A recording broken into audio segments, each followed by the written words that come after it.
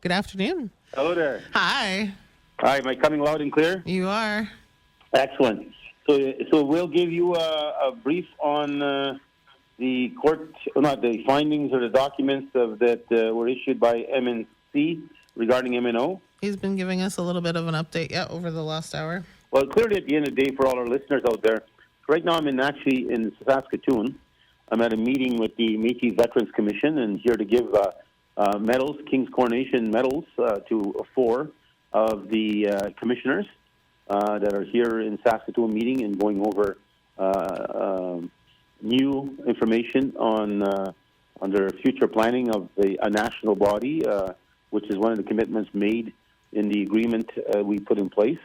Will is talking about actually a court case that did take place between MNC and MMF regarding one of them in particular was the veterans file, which everybody knows. I worked on that file for close to 25 years, and were able to successfully get a settlement. Mm-hmm. And so the plan was to ensure there was a longevity, everlasting program, and that's why we put $20 million into a trust account that will continue to exist, and the commissioners then would take interest from it and use it for Métis villages, communities, groups, applying in some fashion to respect, again, our veterans, but most importantly for them to remember World War II veterans of the Métis, of the Red River, and the Métis people.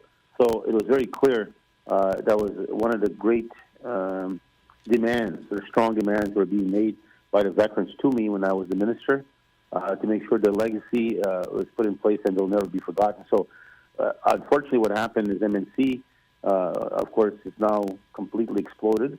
MNF is no longer part of it. The Métis Nation of British Columbia is no longer part of it. MMF is not part of it. Just Alberta and Ontario. And it all funnels down back to the definition of who's Métis. And, of course, Ontario is trying to, I'll say, hogwash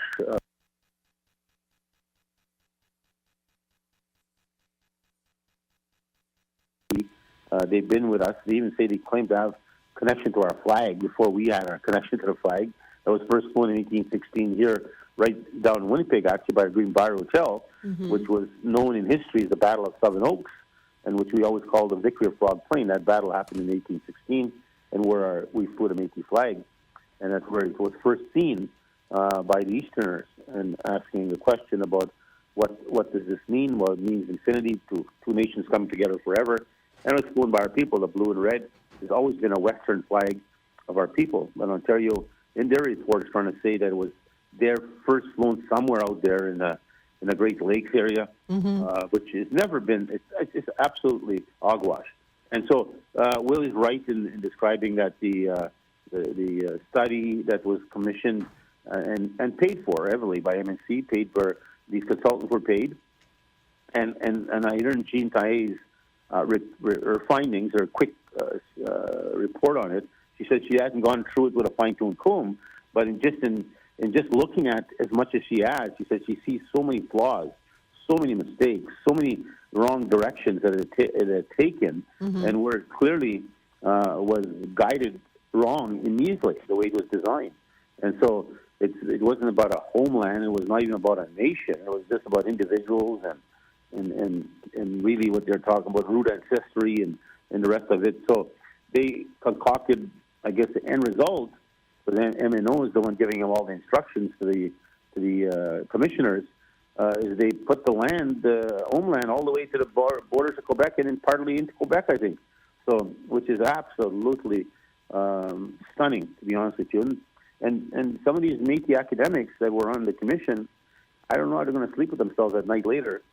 When they look back at the true history of the Métis and who we are, and all history has shown who we are, and our wars, our bloodshed, our victories and losses, and our hardships and our fights has all come from the West. And Ontario is just trying to take a free ride and trying to bring a bunch of new people, by the tens of thousands, in the future hundreds of thousands. So it's unfortunate, but Commissioner, I guess academics will do what they have to do, and they didn't, according to Jean Taillet, they didn't do their homework. They didn't do enough research. They didn't do enough questioning, but they came with findings. So, again, I'll leave that to Will. Will's the minister of that file. But it's a sad day when we try to see nobody wanted to be Métis. Let's understand that, Naomi. Yep. Nobody wanted to be Métis. No. So, and when we go back to the days I started, I've been at this going to 40-something years.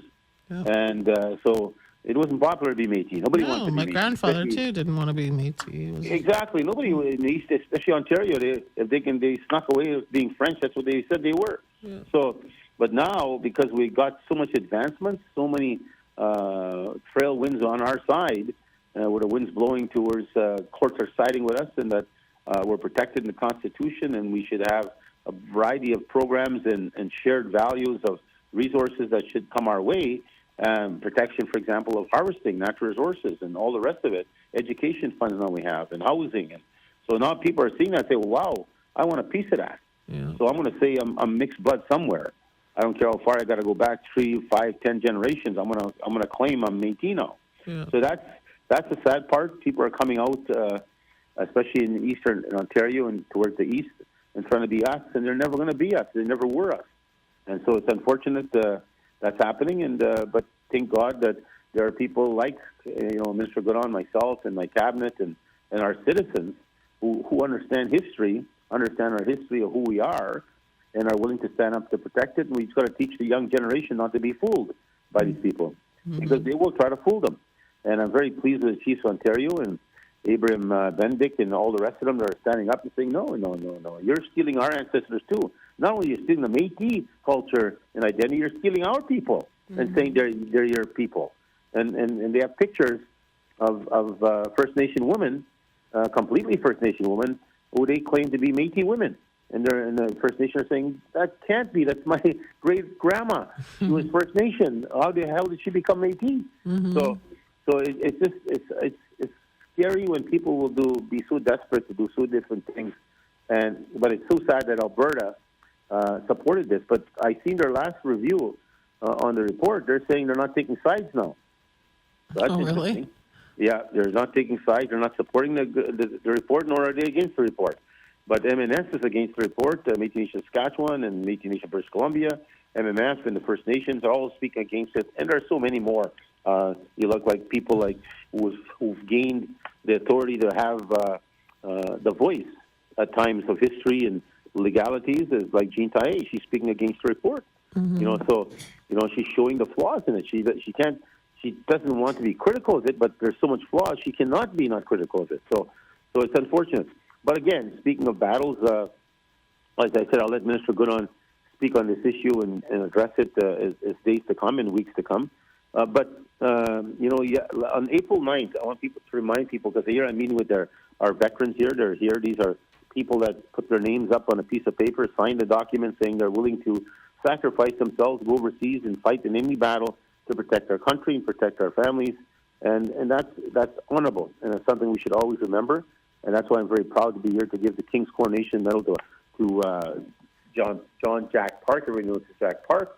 We're also giving to Alex Maurice from Saskatchewan, and he's again a very proud veteran. And then we're also giving Ari Hope. In fact, Ari Hope is from the settlements of Kikinu, Alberta, and he just turned 90 years old. He was the Queen's Rifle. So I'll be giving him a medal today. And then Elder Jimmy DeRocher, who's the elder of the body. And everybody knows Jimmy. I know Jimmy, yeah. Yeah, so he's getting a medal today. So very proud on behalf of my government and on behalf of the Red River National Government to make sure we show them our respect and honor.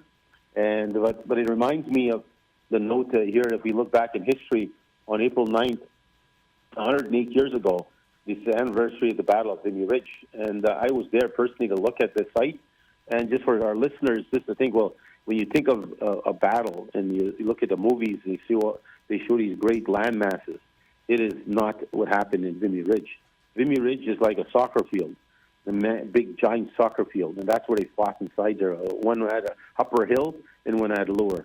They dug themselves into holes and trenches, and it was not a big landscape. It was like probably the size of Duck Bay and small. Like that's where they fought. All the soldiers were in there.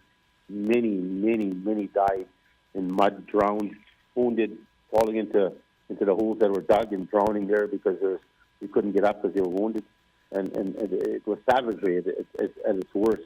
And it was sad to see that happen, but we should never forget it. That was the Trump talks about his liberation today, which he doesn't know diddly squat what liberation means.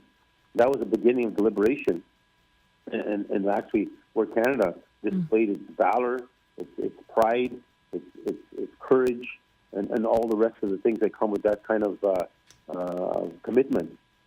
People were giving their lives daily, hourly, minutes apart, and they were there to fight for the freedom of democracy. And so I want to honor those families. Of course, their legacies still live on today. And some of them actually, and their families continued on to World War II. And that's where this commission is working on. And the World War II veterans, it's one of the promises I made to them, that the $20 million I set aside for MNC, it's in a bank. I think they have about $27 million now, but they were supposed to give that to the commission. Their interest earned, not the money. The principal stays forever. And that was the plan and the promise I made to the veterans, that the $20 million would always stay in the bank and gaining interest. It would probably earn close to, there was estimation, depending on how interest rates go, between $700,000 and $1 million a year. And that communities, entities, Métis governments can apply there every year for projects, as long as they always showed honor and remembrance to World War II veterans. So that was one of the legacies that we're leaving behind. But we end up in court on this issue because, of course, MNC took us to court. And one of them was, of course, over veterans, and that we didn't have the right to have the MMF run it, that it should have been signed and agreed to by everyone, but that's not the way the practice of the MNC was. And we proved that in court. So, and we're waiting for the decision to come down. I feel very confident we'll be successful because just to show the people that are listening about that court case, when their president, Karen was cross-examined in trial, they were asked the question about evidence. Because remember, off the start, people read in the media that MMF was being sued for $15 million. And they were saying that the $20 million that I set aside in a bank for that veterans for earning interest was under the control and ownership of MMF, which was never the truth. 100% not the truth. Actually, it was always set aside for the Métis National Council. It was in their own annual audits. Their own annual audits showed the $20 million in their books. Wow. And yet they filed that as one of the arguments. And then, of course, that makes them look stupid in court, to basically trying to lie to a court that $20 million was always under the MNC. It was never under the MMF. It was never the intent of our goal was to make sure World War II veterans were protected, and their promise to them was there forever. So, but again, it's unfortunate that happened. But Cassie Karen, during cross-examination, and here's the important aspect of this entire case, when our lawyers asked the question, what evidence did you have? Because now we proved them the $20 million was a lie. They always had that money. So we said, okay, what other evidence did you have to sue the MMF and sue these people? And she admitted, right in court, she admitted it, black and white, word for word. She said they had no evidence. Yet she filed a court case. It was all about vengeance. It was about trying to get, hurt my name, hurt the Federation, and hurt us all in the West here. And basically that's what they wanted to do. And was not based on fact or evidence. In fact, they said we'd find the evidence through cross-examination for discoveries. That's not how you file a case. You file a case, you've got to have evidence. So now explain yourself how you expect to win in court now after you just admitted in court. You had no evidence. So there's never been evidence of missing money, evidence of misuse of veterans' money, any of that thing. So from my perspective, I look forward to the decision. I think it will come down in August, and I hope to hell they get our money back. They sued us, it cost us millions. And because they have a big budget, I think they have about $19 million in their budget, and they have about $27 million now, in my understanding, in that veterans budget, because they're not spending the money according to the promise I made to the veterans, that there'd be annual applications that this commission here I'm meeting with should be making decisions on for communities applying, or people applying, or institutions, or Métis governments applying. That's what that money was for. It earned $7 million sitting there right now. That should be going out to the people and to organizations to deliver programs, or maybe monuments, or maybe youth projects to remind people about the World War II veterans and remind people about what the wars can do. Anyways, I'll stay off the topic, and Sean, as Minister Nault, is here and participating in this meeting. He's our Minister of Manitoba and Veterans. But I'm actually here. I'm leaving today. I'm heading to Meadow Lake. I'm a witness stand on Monday again, another witness stand. I'll be there for, I think, one day, I hope. And I'm there to defend, of course, and share with the court the evidence of our harvesting rights in Manitoba. We have a Métis Red River citizen that's been charged in Poirier. Wait, I'll get his name properly here. There's three of them. Boyer. I got to say it right. Boyer. And then there's give me a second. I'm trying to find their names in this document. Patras. And then there's a third one added on. And I'm trying to get the name of that one. But that's the Saskatchewan people listen to our show too. So I'll make sure they know. I have all three names here in my report. Right there. Warren Boyer, Oliver Patras, and convicted for illegal hunting in 2018 in Saskatchewan. And now, 4 years later, it's been thrown. The Court of Appeal has sent it back for another trial. That trial will start Monday. They added a third person to it by the name of Errol St. Pierre, who was hunting moose near Yorkton in Saskatchewan. So this is the case that Lamar Chartrand and Kathy Hodgson-Smith will be leading. And we have, of course, a Red River citizen, one or two of them that have got their citizenship card that we will be defending. And so I'm here to give evidence to show them that the issue of our rights are not based on a little dot in the map. It's based on our homeland, our territory, and just like First Nations, no different. And our rights are no lesser. And I'll give them a regime of how our system works in Manitoba. And so that should be able to explain to the court. Because what's been happening in Saskatchewan for Manitoba harvesters, they've been winning cases. Clement them have won many cases, and Kathy Hodgson-Smith. The problem that happens is they only give them a small radius, like of 20, 30 miles maybe, to hunt. And how in the hell are you going to have moose in that 20, 30 miles? Probably none. So, or fish if the lake is not close enough. So what they've been winning is acre by acre, little landmark by landmark. And what this case now is about is showing that the court has to make a decision that the land and the rights of our people are based more not on a dot in the map, but based on the usage of that territory in lands that we've used before Canada became Canada. So, Saskatchewan made here in the 1700s. So let's be honest that this is our homeland too as First Nations, and First Nations are entitled to hunt in any Crown lands in the prairies, and also private land with permission. So clearly we should have no lesser than that right, because that right is protected in the Constitution of Canada. So again, I'm here to present our evidence in the context of what we've done and been able to achieve in Manitoba, and how we're moving forward to make sure our people's rights are protected all the way to Churchill. And of course, we're doing consultations in Manitoba. We're starting consultations on the St. Madeleine with some of the First Nations. That land is going to be transferred this year. Already has been committed by the Premier, and that's an historical place, of course, as this case is an historical land area. The same thing goes to St. Madeleine. So we plan to have some discussions with the First Nations in the north to make sure that we're in constant connection. I have a very strong communication with some of the chiefs, like Norrie House. I have a constant dialogue with them. I work with them in the sense of their treaty land expansions. I support them in their treaty land expansions, and we get along very, very well. So I'm sure we can come to an understanding of how we coexist together, co-use the land and natural resources together, feed our families together, eat our traditional foods together. That's very, very important. Like, for example, I already heard me on the show. I'm looking for my muskrat. So I need my muskrats. I have to have my spring muskrats. So I need at least two to four of them. Anybody listening feels some mercy for me, and you have nice muskrats already skinned and ready, give me a call, and I will pick them up, or somebody will pick them up for me. My nephew Richard said he's got his traps out. He's going to look as soon as it melts a little bit more and the snow is a little bit lower. They can see where the mouse feeders are. Muskrat feeders are, and set up some traps and hopefully give me some fresh muskrats. And I'm sure, like people like yourself are just probably licking their chops right now, thinking, "Wow, I hope you know it." But anyways, that's again a quick report from me right now.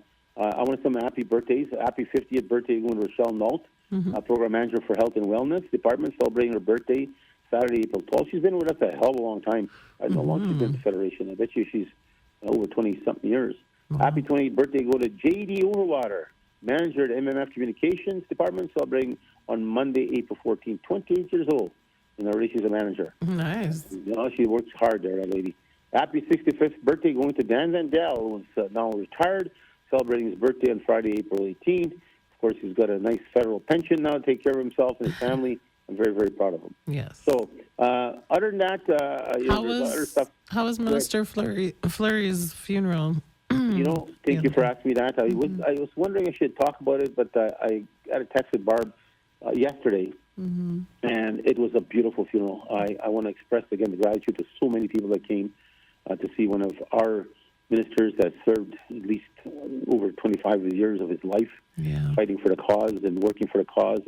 And people may not realize, and I talked about it during the ceremony at the church, that when you look at the legacy of John Fleury, the amount of people that he impacted are in the tens of thousands, because people, he was the minister for justice at the beginning, and then I put him as minister of HRD, which is our training dollars and unemployment insurance money dollars that we pay for training, support our education, support to our people for getting into the into trades, professional also education out of universities. And John was fundamental in that. He was the minister leading that file, where thousands every year apply, and John was changing lives on a daily basis. And we have so many letters and appreciations from parents and grandparents and students themselves, thanking our government and thanking us for helping them to get their careers in place. And now they're buying houses, they're buying vehicles, they're getting married, they're having families. And John was really the instrument, the candle that burnt and started a revolution, I'll call it, in the context of changing so many lives. So I was proud to talk about him that way because that's what he did. And he left us too soon. But I also shared with all the people in the church and that John actually, according to the doctor, was supposed to pass away some time ago. He had a heart attack and some other issues, complications, and he pulled through. And I was so happy he pulled through. And even now, on this one, he was in. He had a lot of fluid around his lungs. He took it out, and he got some strength back. And I thought he was coming out. And then it came back again. And then he got pneumonia. And that was it. He didn't come back out again. So I was always expecting him to come out, because he always did. In the hospital, he had a lot of health issues. And thank God he had his wife, Barbara. And I was fortunate enough to I was in Portugal with my granddaughter, as I said on the show, I took my granddaughter for her graduation present to Portugal, because we're not going to go to the United States now. We will not support what Trump's doing to our country. And so we choose Portugal to go out there. And I went and lit candles. And I was fortunate and that's where the Virgin Mary, for Fatima, if people don't know, that's where the Virgin Mary was seen. And proof of evidence she was truly seen. And so I was there, fortunate enough to burn a big candle for our nation and for other people. But I burnt one for John and Barb, me and my baby, who lit the candle and left it burning there. It had to be at least 2 feet tall, 3 feet tall. And so it burned for a long, long time. So again, it was something I was honored to do as the president and to honor one of our great leaders. And of course, people may not realize his dad was actually one of the founders of the MMF in 1968. So again, thank you for that question. I was wondering if I could speak on it, because I know Barbara and I are still hurting a lot. Well, I felt horrible. I wasn't able to make it. I was feeling under the weather myself, but I was thinking. Got people sick, maybe, because I tell you what, I'm struggling with a cold right now. I'm having a hard time. My chest keeps on getting congested, and then I keep on running. But I promised I'd be in this court case on Monday, so I got to be here. Plus, I promised I'd be here to give the medals, the King's Coronation medals to 4 veterans here. So I don't want to miss it, and so I dragged myself. Not that I'm giving you hell; you should have missed it, but it's good you didn't go, because what if you got people sick? And there are people at my office, Amanda, and couldn't go. They got sick, and so they were actually still sick when I left the office on Friday. So no, there's a flu running around. My baby's got it too. She said it's got to be at least 3-4 weeks now. She can't stop that cough. And I know there's a lot of people out there that are feeling the same way. So, again, I have another sad situation, but I will not report it till next Saturday. Okay. One of our cabinet ministers is in a situation where not the cabinet minister, but the family member is. And I'll see if I can speak on it next week. But I want to send prayers out, and she knows if she's listening, I'm sending it too. Okay. But it's a very sad situation right now that one of our ministers is facing. So, again, with that being said, I will talk to you next Saturday, and I might go to Duck Bay. My sister Rita wants me to come there. She said, "You come, I'll cook you anything you want." So I might go there. I said, "Well, if I come, I want turkey. I want some turkey. I'm craving for some turkey, and it's better if I can get muskrat. Yeah. I'll be pushed. I'll be walking there if I have to instead of driving. I seriously, I'm craving for muskrat. I want to eat some muskrat, and it's such a delicious delicacy, you know. And I'll close off with this: muskrat probably are one of the most medicinal plant-eating animals, and the food that they eat, and you fill yourself with all their rich nutrients when you eat them. You're just full of medicine and helps you maybe fight these colds I'm facing right now. So our people were smart. They knew exactly what to eat and what to do. So, but again, it's a great tasting food. So with that being said, I'll say goodbye to everybody, and thank you again for supporting me as your leader and supporting your cabinet. I'll talk to you guys next Saturday. And I still got your president at the House, Naomi. I still got yours, Cowboy. Thank you. Yeah. I'll bring it when this week. When I don't come back until Wednesday, I think. I'm coming back, or Tuesday night. Okay. So I'm trying to come home back. I want to quit traveling if I can for a while. I'm traveling so much, and it's driving me absolutely crazy. I'm never home. Okay, we'll talk to you guys next week. Okay, you take care. Yeah, and say hi to our visitor there. I will. Jeff's sitting here, yeah. Yeah. Hi to you, too. Hi to you, my man. Sorry I didn't talk about you. So. That's okay. Okay, you take care, my friend. You take care. You too. All right. Bye now. Okay, bye-bye. Bye-bye.